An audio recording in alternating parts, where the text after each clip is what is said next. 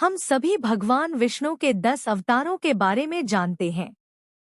लेकिन क्या आप जानते हैं कि भगवान विष्णु के ये 10 अवतार वैज्ञानिक दृष्टि से भी आश्चर्यजनक रूप से भी प्रकृति के विकासक्रम से बिल्कुल मेल खाती है। डार्विन ने सन 1860 में पृथ्वी पर विकासक्रम का सिद्धांत दिया था, जिसमें उन्होंने ये बताया था कि पृथ्वी पर विभिन्न प्राणी किस क्रम में आए थे। आज इतने वर्षों बाद भी डार्विन का सिद्धांत प्राणी विकासक्रम में मील का पत्थर माना जाता है। इससे पहले कि हम वीडियो में आगे बढ़े, यदि अभी तक आपने हमारे चैनल धर्म संज्ञान को सब्सक्राइब नहीं किया है तो कृपया सब्सक्राइब कर लें ताकि आने वाली वीडियो का नोटिफिकेशन सबसे पहले आपको मिलता रहे। इसके साथ ही आप लोग हमारे दूसरे चैनल रसोई विथ बेबी को भी सब्सक्राइब कर लें, जिसमें आपको स्वादिष्ट पकवानों की रेसिपी मिलेगी। लेकिन क्या आप जानते हैं कि जो सिद्धांत डार्विन ने 19वीं सदी में दिया था वो हमारे पास सहस्त्रों वर्ष पहले से दशावतार के रूप में है। आज बड़े बड़े वैज्ञानिक भी हैरान हैं कि जो क्रम 150 वर्ष पहले बताया गया था, ठीक उसी क्रम में दशावतार हजारों वर्ष पूर्व हो चुका था। तो ये कहना अनुचित नहीं होगा कि दशावतार के आधार पर डार्विन ने अपना सिद्धांत दिया। तो आइए इस आश्चर्यजनक तथ्य को जानते हैं। 1. मत्स्य अवतार। डार्विन के अनुसार प्राणियों में सबसे पहले जलचरों की उत्पत्ति हुई थी। अगर जीवाणुओं विषाणुओं को छोड़ दिया जाए तो मछली प्राणी विकास क्रम में सबसे प्रथम स्थान पर थी।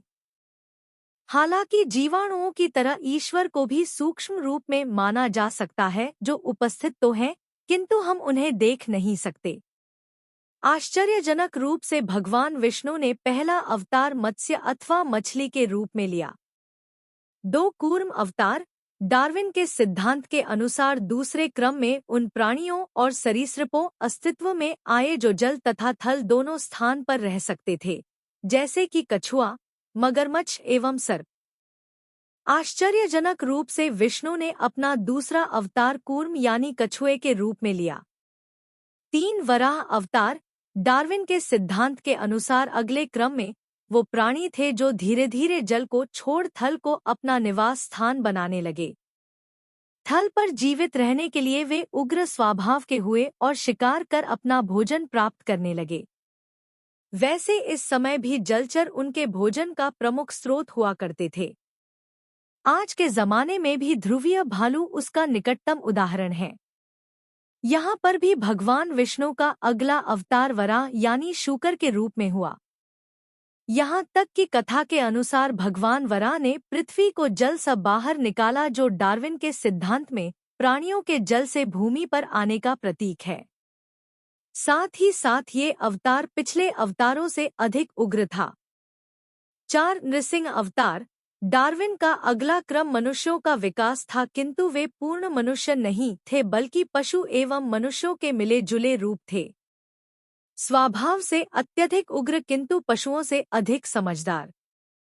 डार्विन के सिद्धांत में एपमैन यानी यतियों का उल्लेख है, जो मानव और पशुओं का मिला जुला रूप था।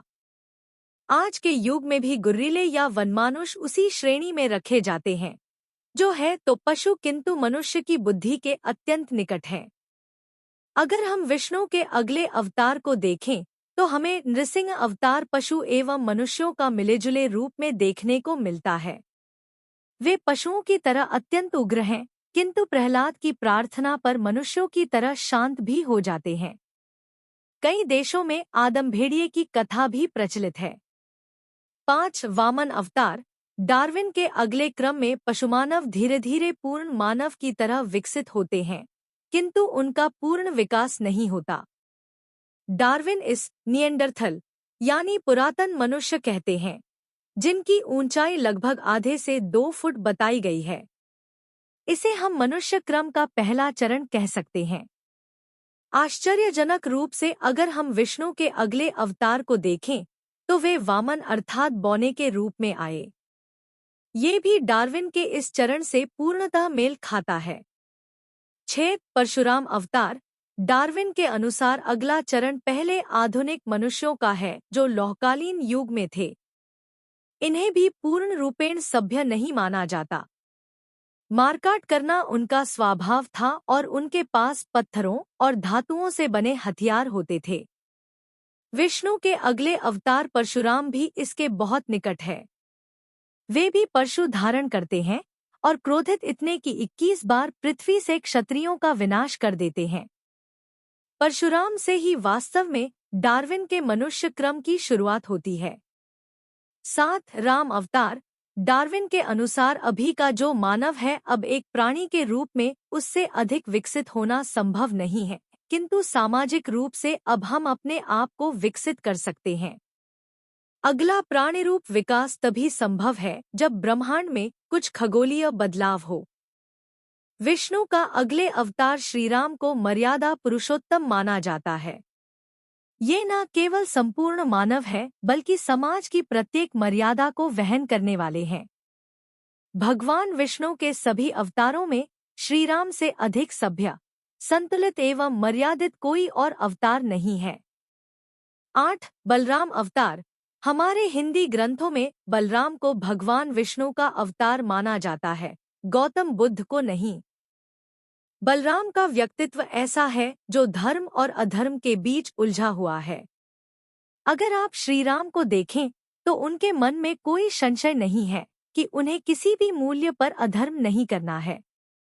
वहीं दूसरी ओर श्री कृष्ण के मन में भी कोई संशय नहीं है कि उन्हें धर्म की विजय करवानी है, चाहे हो अधर्म का साथ लेकर भी क्यों ना हो।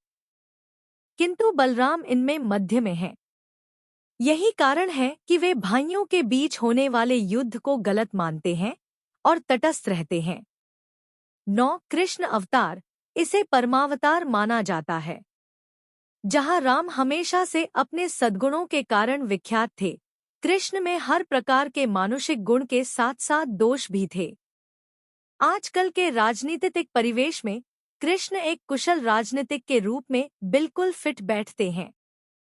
ये डार्विन के सामाजिक विकासक्रम का एक उत्तम उदाहरण है।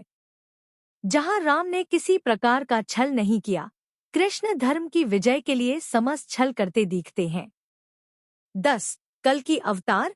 डार्विन के अनुसार विकास का चक्र के निश्चित समय के बाद अपने आप को दोहराता है। कल्कि अवतार कदाचित उसी का प्रतीक होगा जब भगवान विष्णु का ये अवतार पाप में लिप्त प्राणियों को पुण्य की ओर तथा कलियुग को पुनः सतयुग की ओर धकेलेगा। अभी तक आपको आश्चर्य अवश्य हुआ होगा, किंतु अब अंतिम आश्चर्यजनक चीज बताता हूँ। डार्विन का सिद्धांत मुख्यतः 4 भाग में बंटा है: पशु, पशुवत, अपूर्ण प्राणी एवं पूर्ण प्राणी। ठीक इसी प्रकार दशावतार भी विभाजित है। मत्स्य, कूर्म एवं वराह पशुरूपी अवतार हैं।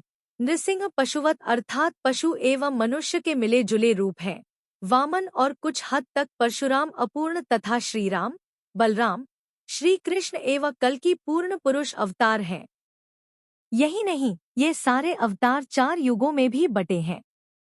मत्स्य, कूर्म, वराह एवं नृसिंह सतयुग में, वामन, परशुराम, श्रीराम त्रेतायुग में, बलराम एवं श्री कृष्ण द्वापरयुग में तथा कल्कि कलियुग में अवतरित होंगे।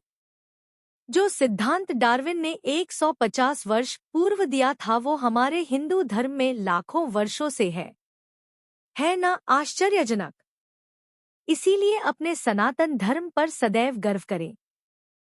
यदि आपको यह वीडियो पसंद आई हो तो कृपया कमेंट करें, लाइक करें और साथ ही वीडियो को आगे शेयर भी करें। इसके साथ ही आप लोग हमारे दूसरे चैनल रसोई विथ बेबी को भी सब्सक्राइब कर लें, जिसमें आपको स्वादिष्ट पकवानों की रेसिपी मिलेगी।